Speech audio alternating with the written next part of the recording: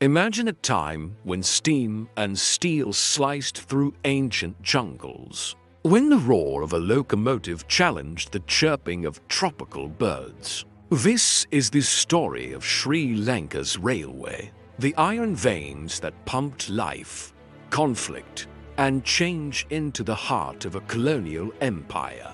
Before the British arrived, Sri Lanka, then Ceylon, was a tapestry of lush, self-sufficient ecosystems. But the 19th century brought a new hunger, coffee, and later, tea.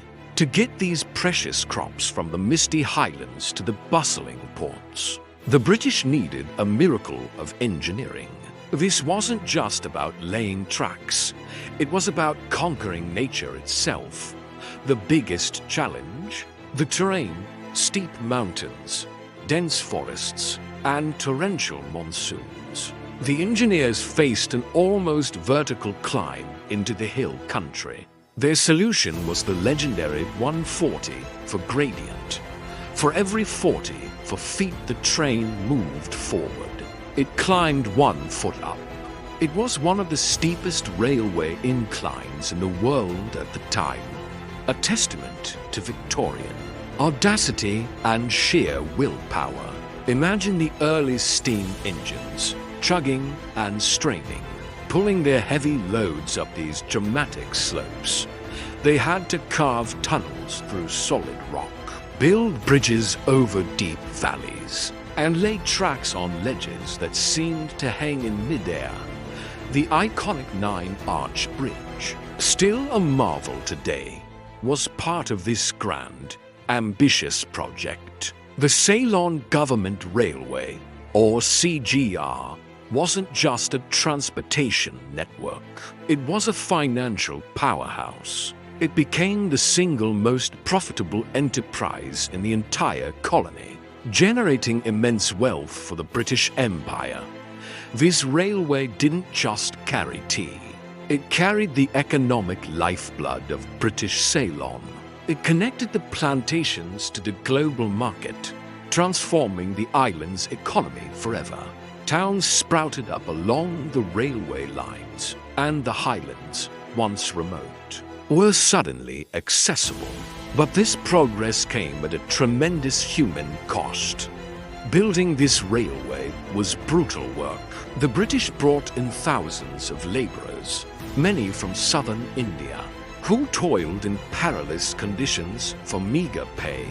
They faced landslides, disease, and exploitation.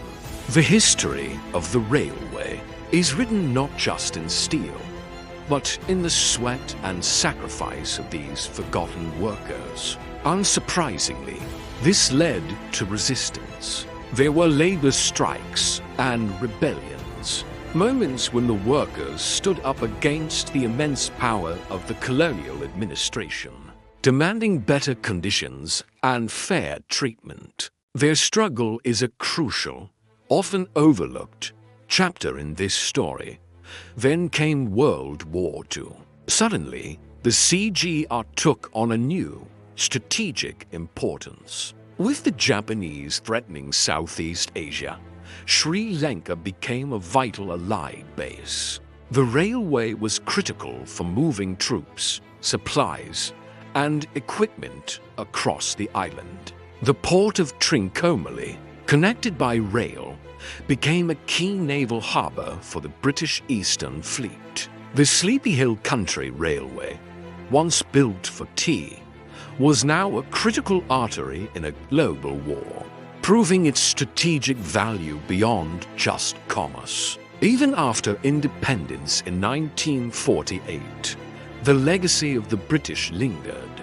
Walk into a station like Nonuoya and you'll feel it. You might see an old Tyers and Co. tablet instrument, a mechanical safety system used to prevent collisions on single track lines. These beautiful brass machines, with their satisfying clicks and clunks, were the height of Victorian railway technology. They ensured that only one train could be on a section of track at a time. The station master would hand a physical token, the tablet, to the engine driver as permission to proceed. It's a living piece of history, a relic from an era of meticulous, mechanical precision, still found in some parts of the network. Today, the Sri Lankan Railway is experiencing a glorious rebirth. What was once a tool of empire has become one of the world's most beautiful and beloved travel experiences. Tourists from all over the globe flock to ride the train from Kandy to Ella, a journey that snakes through emerald tea plantations, past cascading waterfalls, and over those same incredible bridges, built over a century ago, leaning out of the iconic blue carriages. You're not just seeing a stunning landscape, you're traveling through layers of history. You're riding on the dreams of Victorian engineers, the sweat of colonial laborers, and the resilience of a nation that has reclaimed this incredible creation as its own. From an instrument of colonial extraction to a symbol of national pride and a bucket list journey. For travelers, the iron veins of Sri Lanka tell a powerful story. It's a story of collision between industry and nature, empire and sovereignty, the past and the present. And it's a journey that continues to move, inspire, and connect people.